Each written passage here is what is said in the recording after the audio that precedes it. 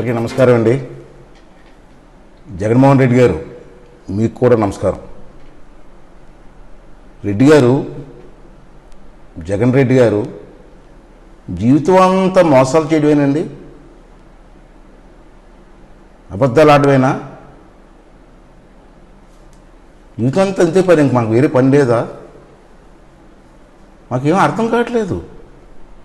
చిన్నప్పుడు తల్లిదండ్రులు మోసం చేసి డబ్బులు సంపాదించావు. మీ నాన్నగారు చనిపోయిన తర్వాత ఆ సమయంలో ఎమ్మెల్యేలతో సంతకాలు పెట్టించి ముఖ్యమంత్రి అయిపోదాం ప్రయత్నం చేసావు. పాదయాత్ర చేసావు. పాదయాత్రలో అడుగడుగునా అబద్ధాలు చెప్పి ప్రజలను మోసం చేసావు. ముఖ్యమంత్రి అయ్యావు. ముఖ్యమంత్రి అయిన తర్వాత కూడా పద్ధతి మారకపోతే ఎట్లాగయ్యా? ఒకసారి ఆలోచించి. మరి సేమ్ పద్ధతి, మాట తప్పను మరం తిప్పను అంటావు. ఎన్నిసార్లు మాట తప్పు, ఎన్నిసార్లు మరం తప్పు? ఒక్కసారి ఆలోచించుకో. ఇంట్లో కూర్చొని ప్రశాంతంగా.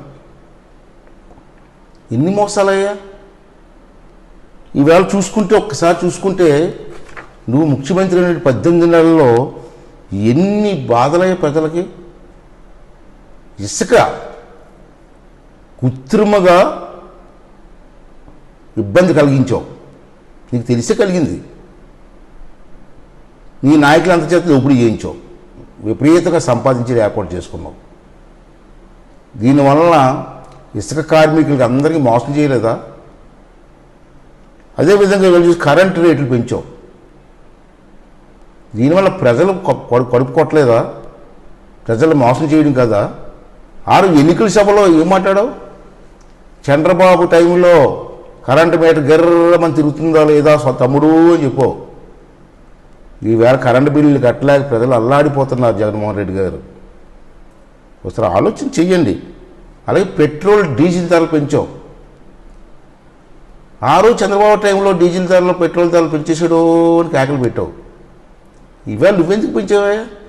పైగా రోడ్లు వేయడం కోసం పెట్రోల్ మీద, మళ్ళీ పెట్రోల్ మీద ఏమో రోడ్డు సెస్ అని వేసావు. మరీ ఘోరం కదా. నీ ప్రభుత్వంలో డబ్బులు లేవని ప్రజల మీద గుంజి రోడ్లు వేస్తావా? ఇది ప్రజలు మోసం చేయడం కదా. అలాగే మద్యం రేట్లు పెంచి పేదవాడు పొట్టకుట్టే వేళ అమ్మ కూడా అన్నావు, డబ్బులు వేసావు. ఆ డబ్బులన్నీ ఇవాళ ఏమయ్యాయి? మళ్ళీ నువ్వు రెండో చేతితో మద్యం షాపులు లాక్కున్నావు. నాన్న ఓడి అని చెప్పి ఆ డబ్బులన్నీ అక్కడికి పోయాయి. ఇది ప్రజలు మభ్యపెట్టడం కదా, మోసం చేయడం కదా.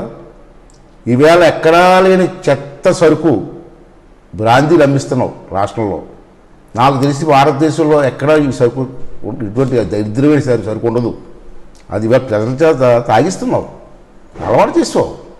ఇవాళ తాగడం వల్ల వాళ్ళ ఆరోగ్యాలు పాడైపోయి కుటుంబాలు నాశనమే పరిస్థితి వచ్చింది. ఇవాళ నీ ప్రభుత్వ చేతకాని ప్రభుత్వ పాలన వల్ల ప్రతి ఊళ్ళో నాటుసారి తయారవుతుంది. గంజాయి దోపిడీ జరుగుతుంది, విచ్చలవిడికి దొరుకుతుంది. దీనిలో నాటుసారి వల్ల ప్రజలు ప్రాణాలు పోతున్నాయి. గంజాయి వల్ల కుర్రవాళ్ళందరూ కూడా మత్తుకు అలవాటు పడిపోతున్నారు. ఇది నీ చేతకాంతరం కదా. ఆ కుటుంబాలని పరోక్షంగా నువ్వు నాశనం చేయట్లేదా? ఒకసారి అర్థం చేసుకోవాల్సిన అవసరం ఉందని చెప్పి మనం చేస్తున్నాను. ఇకపోతే గత ప్రభుత్వం ఇచ్చిన ఇల్లు పాపం కట్టుకొని ఉన్నారు అప్పులు చేసి, వాళ్ళకి పేమెంట్ ఇవ్వా? ఏంటి కక్ష? ఎందుకు ఎలాగ నిర్ణయాలు తీసుకున్నావో ఎవరికి అర్థం కాని పరిస్థితి. వీళ్ళ ఎన్ఆర్జీఎస్ పేమెంట్స్, ఆ రోజు ప్రభుత్వంలో ఎన్ఆర్జీఎస్తో సిమెంట్ రోడ్లు అనేక మంచి మంచి కార్యక్రమాలు చేస్తే 18 నెలల నుంచి ఎవరికి పైసా ఇవ్వకుండా వాళ్ళు ఇబ్బంది పడుతున్నావే. ఆ కుటుంబం తాలూ ఉసురు నీ కుటుంబానికి తగలదా అని ఒక్కసారి ఆలోచన చేసుకోవాల్సిన అవసరం ఉందని చెప్పి ఈ సందర్భంలో మనం చేస్తున్నాం. ఇల్లు పట్టాల పేరు మీద దోపిడీ, ఎంత దోపిడీ జరుగుతుందని, వేల కోట్ల. పేదవాళ్ళకి ఇచ్చి ఇల్లు స్థలాల మీద కూడా దోపిడీ చేస్తారా? రెండోది ఏంటంటే విశాఖపట్నంలో భూముల దోపిడీ. మీ విజయసాయి రెడ్డి గారు ఆధ్వర్యంలో దోపిడీ, విపరీతం దోపిడీ. వీళ్ళు విశాఖపట్నంతో ఆగలేదు ఆ దోపిడీ. పల్లెటూరులో కూడా దోపిడీ వచ్చేసారు. మన శ్రీపట్నం నియోజకవర్గంలో మాకారపాడు మండలంలో తూటుపాల గ్రామంలో పల్లెటూరు విలేజ్లో భూములు దోపిడీ చేస్తున్నారు మీ నాయకులు. మరి విజయసాయి రెడ్డి గారు కళ్ళు మూసుకున్నారా? మీకు తెలియదా?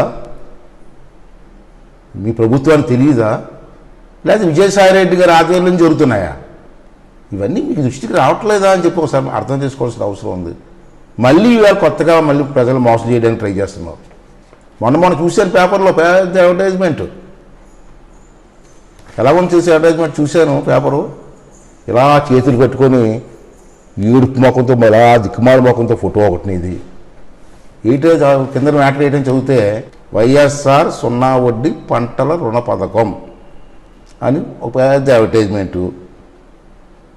కింద చదివితే ఇది పెద్ద బోకస్ పథకం. మళ్ళీ రైతులు మోసం చేస్తున్నావు. ఎక్కడి కోరమే? రైతులను ఇంత దారుణంగా మోసం చేస్తావా?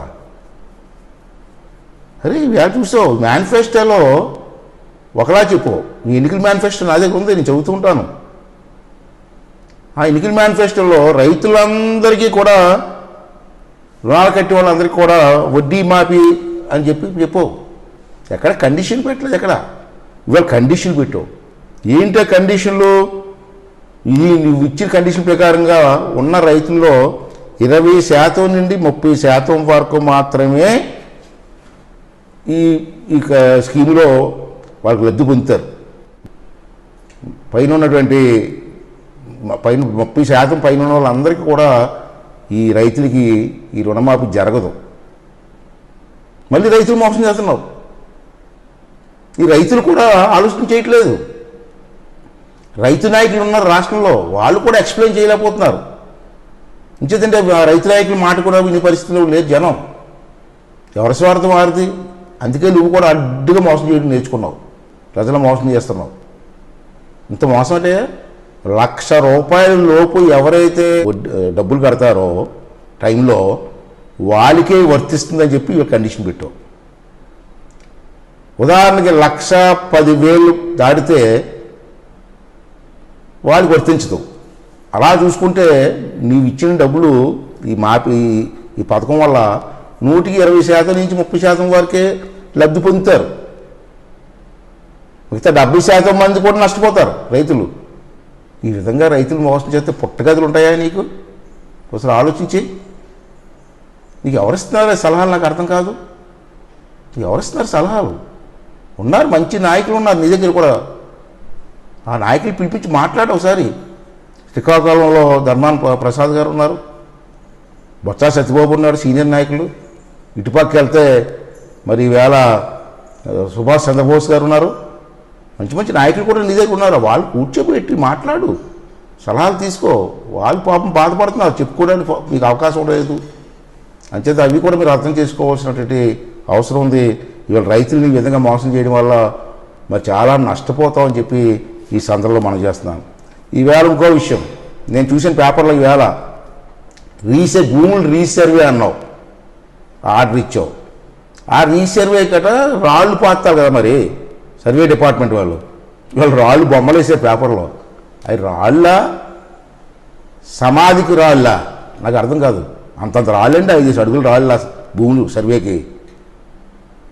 పేపర్లో రాస్తే ఆశ్చర్యపోయాడు. ఒక్కొక్క రాయి ఖరీదు ₹5,500 అట భూమిలో సర్వే వాళ్ళకి.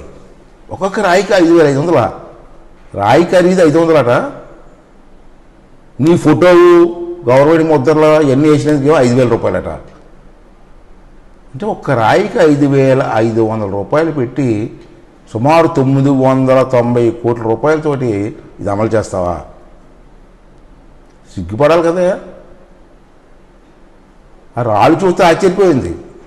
అది భూమి మీద సర్వే కోసం తెచ్చిన రాళ్ళ, లేకపోతే మీ పార్టీకి సమాధి కట్టడానికి రాళ్ళ? ఏమన్నా ఎవరు నవ్వుతారు.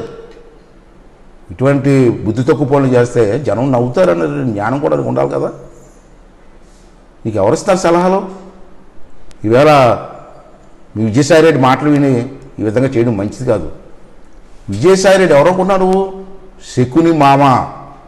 నువ్వు అల్లుడు అట, అతను మామట. అతనే చెప్తుంటాడు మా అల్లుడు అని. అతను నమ్మకో, అతను పెద్ద శకుని మామ.